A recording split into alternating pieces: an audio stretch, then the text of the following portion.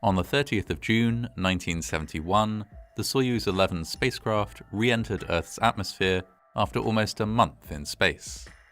On board were 3 men who had been seen on television screens across the Soviet Union and around the world almost constantly for the last few weeks.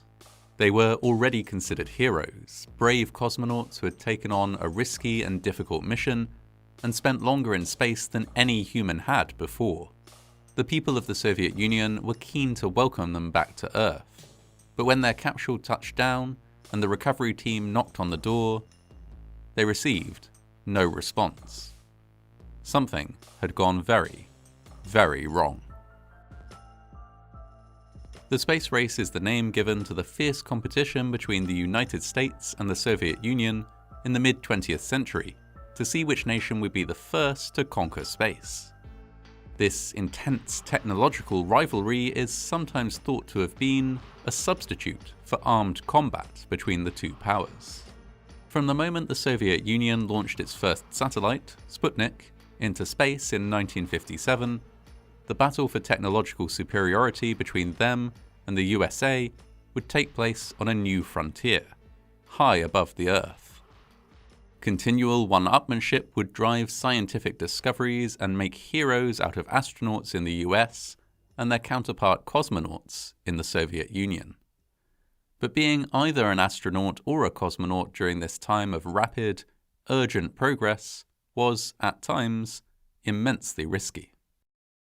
The Soviets took an early lead in the race, following up the successful launch of Sputnik by being the first to send a human into space, Yuri Gagarin, on the Vostok 1 space mission in 1961.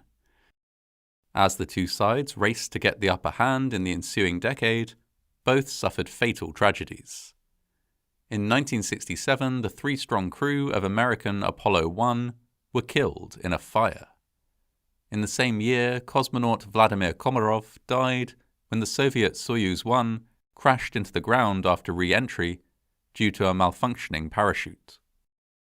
Despite these disasters, both countries continued to develop their space programs at a breakneck pace. The following year, 1968, saw American Apollo 7 carry out a flawless mission to test out the Apollo Command and Service module.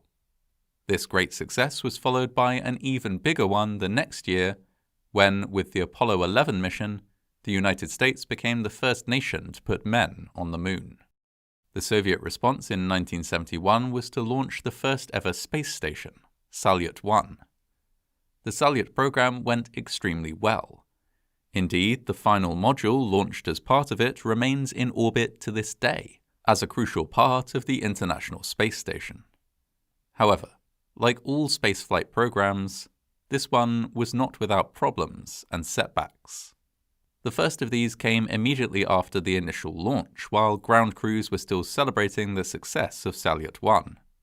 The cover on Salyut 1's telescope, it emerged, had not detached properly, dramatically decreasing the range of work that could be done on board the new space station. New, different objectives were hastily conceived instead. A few days after this, Soyuz 10 was launched with the intention that the 3-man crew would dock and board Salyut 1 and stay there for a month. However, the mission was aborted when Soyuz 10 failed to dock with the space station. The crew returned, unsuccessful in their mission, to Earth. Plans for the launch of Soyuz 11 were already in place. Originally, the backup crew for the Soyuz 10 mission was scheduled to fly, but 4 days before the launch, one of the crew, Valery Kubasov, felt unwell. An X-ray revealed some slight swelling on his right lung. Doctors feared that this was a sign of tuberculosis, and so, according to Ministry of Health rules, the entire crew was told to stand down.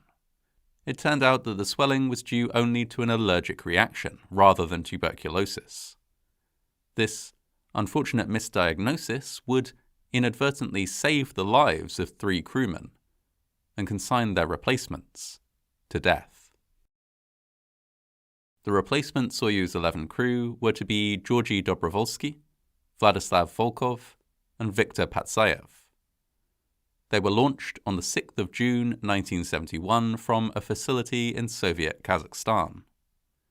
Their spaceship was, by necessity, very small, and as such the crew didn't have the space to wear their pressure suits whilst in the capsule. The following day, the 7th of June, they successfully docked with Salyut 1. The crew stayed on board the space station for the next 22 days, the longest anyone had ever spent in space. They spent their time conducting experiments and using gamma-ray telescopes to collect data. Patsayev became the first person to operate such a telescope in space.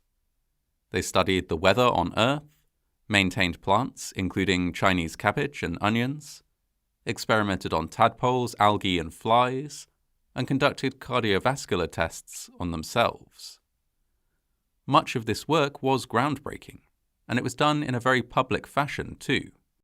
For the first time, the general public were kept up to date with the progress of a space mission, with the crew even featuring in a television broadcast while orbiting Earth. Not everything went smoothly, of course. The grueling, monotonous shifts, which were designed to maximize their time on the ship, with one crew member awake at all times, caused tension. The three men had had only days to adjust to the fact that they would actually be going on the mission. Only one of them, Volkov, had experienced spaceflight before. Now they were spending more time in space than any person in history ever had. Mission doctors were, understandably, concerned about their mental health. These concerns deepened when, on the 16th of June, the crew smelled smoke. They traced the smell to a small electrical fire, which was extinguished with guidance from Alexei Yeliseyev, a veteran cosmonaut who had flown on previous Soyuz missions and who was acting as a crew communicator back on Earth. The three cosmonauts spent the night on board Soyuz 11 while the air in the station was cleaned. A potential crisis had been averted, but the close call left the crew nervous. They asked if they could return to Earth early, but ground control insisted they were safe. Almost daily television broadcasts of their activities continued throughout their stay on board Salyut 1. The men became household names. Naturally, news of tension or any setback was never included in any broadcast. Instead, coverage focused on the positive. For example, on the 19th of June, Patsayev celebrated his 38th birthday, the first person ever to celebrate a birthday in space. A few days later, the crew began to prepare for their return to Earth. By the 29th of June, the crew had packed up their payload of film and scientific samples and were ready to go home. The Soyuz successfully detached from Salyut 1 and flew in co-orbit around the Earth 3 times before making a re-entry attempt. The work compartment and the service module were both jettisoned as planned, leaving the crew in the descent module.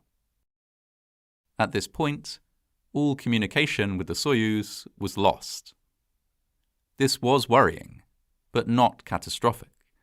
The descent was mostly an automated process. Indeed, as the module approached the ground, the parachute automatically deployed, and it came in for what appeared to be a successful landing. The recovery team was at the scene within 10 minutes, and noted that the capsule appeared completely undamaged. However, when they knocked on the capsule, there was no answer.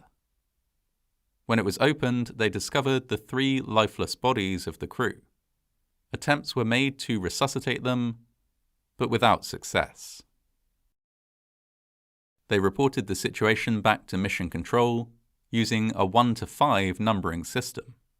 5 would convey that a crew member was in excellent health, while 1 would convey the opposite. On that day, the report was 1, 1, 1. The cause of death of the cosmonauts wasn't officially announced for nearly 2 years. The mission had captured the imagination of the public, and the government was keen to emphasize its many successful research outcomes rather than the tragic loss of the crew.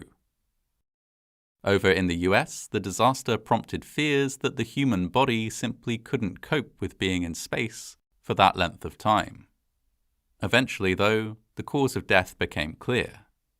The jettisoning of the modules during descent had caused a faulty valve to open. Air leaked rapidly out, and the crew, unable to wear their pressure suits due to the limited space in the capsule, died of asphyxiation. The body of Patsayev was found close to the valve, leading investigators to believe that he had survived long enough to identify the problem, but not long enough to rectify it. Alexei Leonov, who was the original commander of the Soyuz 11 mission before the late change in personnel, had recommended that these valves be manually closed, as he did not trust the automated system. Unfortunately, it seems the replacement crew had neglected to follow this advice. Leonov experimented with manually shutting the valves and found that it took him almost 1 minute, too long for the fateful crew, who would have had only seconds to respond to the emergency. There was an outpouring of grief over the deaths of the 3 cosmonauts. They were each posthumously awarded a Hero of the Soviet Union medal, and their bodies lay in state in Moscow before they were given full state funerals. Leonid Brezhnev was seen wiping away tears as he passed their coffins in a display considered unusual for Soviet leaders. A month after the disaster, Apollo 15 astronauts placed a memorial plaque near their landing site on the Moon. A Soviet monument was erected in 1973 at the place where the capsule had landed. This was replaced by a new memorial in 2016. Craters on the Moon have been named after each of the 3 men. In addition to this, many lessons were learned from the disaster. All future Soyuz were built with sturdier valves that had quick-action chokes for use in the event of an air leak. Now, crews routinely wear pressure suits during launches and landings. Every space launch since Soyuz 11 has been made safer thanks to the knowledge gained in the aftermath of this tragedy. In part thanks to these advances, the 3 cosmonauts lost during the return of Soyuz 11 remain the only 3 people to have ever died outside of the Earth's atmosphere.